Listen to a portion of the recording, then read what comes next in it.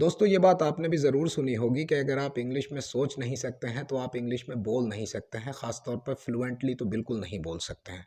हो सकता है आप भी इस बात पे यकीन करते हो और हो सकता है आप भी यही सोचते हो कि यार वो कैसी तरकीब निकाली जाए कि मैं इंग्लिश में सोचना शुरू कर दूँ। दोस्तों आज की इस छोटी सी वीडियो में डिबंक करने जा रहे हैं इस मिथ को कि how to think in English. वही एक छोटी सी वीडियो और वही आखिर तक देखने की गुजारिश। दोस्तों सबसे पहले एक ऐसे आदमी को इमेजिन कीजिए जो ना सुन पाता हो, ना बोल पाता हो, ना लिख पाता हो, ना पढ़ पाता हो। मैं कहना ये चाह रहा हूँ कि he has nothing to do with language, he has no connection with the words. अब ऐसी सिचुएशन में आपको क्या लगता है वो आदमी सोचता भी नहीं होगा? क्या ऐसे आदमी की कोई सोच भी नहीं होगी? ऑफ कोर्स उसकी अपनी एक सोच होगी और ऑफ कोर्स वो जो भी काम करता होगा सोच विचार करके करता होगा। इस एग्जाम्पल से ये बात साफ हो जाती है कि thinking has nothing to do with the words and thinking has no connection with the language. दोस्तों अब कुछ ऐसे एग्जाम्पल्स देखते हैं जहां काम बड़ा फ्लोफुल हुआ करता है। मिसाल के तौर पर आप एक बड़ी सी दुकान पर जाते हैं और दुकानदार से कहते हैं कि भाई मुझे एक सुई दे दीजिएगा। दुकानदार उस बड़ी सी दुकान में जाता है, एक छोटी सी दराज में हाथ डालता है और एक सुई आपको उठाकर लाकर दे देता है। आपको दोबारा याद आता है कि आपको एक कील भी लेनी थी। आप दुकानदार से कहते हैं कि भाई मुझे कील और लेनी थी। दुकानदार वापस जाता है, इस बार दूसरी दराज में हाथ डालता है और एक छोटी सी कील निकाल कर आपके हाथ पर रख देता है। जरा सोचिए कि क्या दुकानदार के पास नोटबुक है जिसमें उसने ये लिख रखा हो कि कील किस दराज में है और सुई किस दराज में? क्या दुकानदार ने रात में ये सब कुछ पहले से सोच लिया है कि इस दराज में से मुझे सुई निकालनी है और इस दराज में से मुझे कील? ऑफ कोर्स ऐसा बिल्कुल नहीं है। आइए अब एक दूसरे एग्जाम्पल की तरफ चलते हैं। दोस्तों सुबह 10 बजे एक टाइपिस्ट अपने ऑफिस में जाता है, उसका बॉस उसके पास आता है और उसे पेपर्स दे के कहता है कि इसे टाइप कर दीजिए। अब टाइपिस्ट अपना काम करना शुरू कर देता है।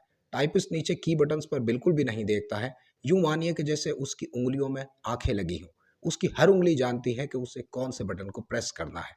उसकी ये फिंगर जानती है कि उसे ए प्रेस करना है और उसकी ये फिंगर जानती है कि इसे जे प्रेस करना है। तो आखिर ये सब कैसे हो रहा है? ये काम बड़ा फ्लोफुल हो रहा है और बिना सोचे समझे हो रहा है।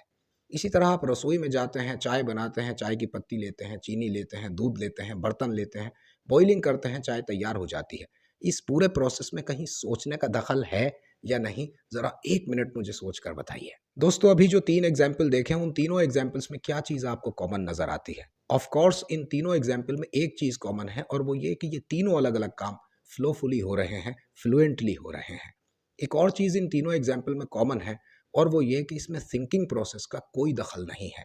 अब एक और एग्जाम्पल देखते हैं जिसमें थिंकिंग प्रोसेस का दखल हुआ करता है। दोस्तों एक आदमी ने अभी अभी बाइक चलाना सीखा है। उसके उस्ताद ने उसे बताया है कि सबसे पहले चाबी ऑन करनी है, उसके बाद किक लगानी है, उसके बाद क्लच प्रेस करना है, गाड़ी को गियर में लेना है, गियर में लेने के बाद एक्सेलरेटर और क्लच को एक साथ इक्वली रिलीज करना है।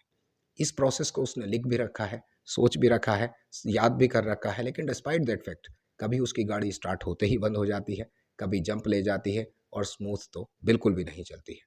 देखा आपने, जहाँ थिंकिंग प्रोसेस का दखल है वहाँ काम में दुश्वारियाँ आया करती हैं और जहाँ थिंकिंग प्रोसेस नहीं है वहाँ काम फ्लुएंटली हो रहा है। तो अब आप लोग ज़रूर सोच रहे होंगे कि आखिर इस लंबी कॉन्वर्सेशन का कंक्लूजन क्या है। तो दोस्तों इस लंबी कॉन्वर्सेशन का कंक्लूजन सिर्फ एक है और वो ये, लगातार प्रैक्टिस। अगर आपको किसी चीज़ की लगातार प्रैक्टिस हो जाती है और लगातार प्रैक्टिस करने से ही होती है, कोई दवा, कोई जुगाड़, कोई तरकीब लड़ाने से बिल्कुल नहीं होती है। लिहाजा अगर आप किसी काम को लगातार करते रहते हैं तो आपका थिंकिंग प्रोसेस ख़त्म हो जाता है और जब ये थिंकिंग प्रोसेस यानी कि सोचने का प्रोसेस ख़त्म हो जाता है तब आपके काम में रवानगी आ जाती है। एक दुकानदार के काम में रवानगी आ जाती है, चाय बनाने में फ्लुएंसी आ जाती है, फ्लो आ जाती है। यही मामला इंग्लिश स्पीकिंग का भी होता है। कोई भी लैंग्वेज बोलने में आपके अंदर फ्लुएंसी आ जाती है। तो की टेक अवे ये रहा कि जो आप कर रहे हैं करते रहिए, जैसा आप बोल रहे हैं बोलते रहिए। जो प्रॉब्लम्स आ रही हैं actually these are the teasing troubles, ये आनी ही हैं, ये इनएविटेबल हैं। आप इंग्लिश में सोचिए, फारसी में सोचिए, अरबी में सोचिए, ये एक फजूलियात है। अगर आप ऐसा करते हैं तो believe me you are running after your shadow and the result you know very well. लिहाजा वक्त ख़राब न करें, आप जैसी इंग्लिश बोलते हैं वैसे ही बोलते रहिए। साल 2 साल 6 महीने 8 महीने लगाइए, इसमें फ्लुएंसी आ जाएगी, इसमें फ़्लो आ जाएगा। एक और बात, अगर आप इंग्लिश बोलते हुए अटकते हैं तो हो सकता है कि आपकी ज़ुबान को इंग्लिश वर्ड्स अदा करने की आदत ही ना हो। लिहाजा कोई किताब लीजिए और उसे ज़ोर से पढ़ते रहिए।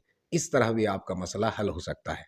मुझे बताइए ये छोटी सी नसीहत और ये डिबंकिंग ऑफ द मिथ आपको कैसा लगा? जानने का इंतज़ार करूँगा।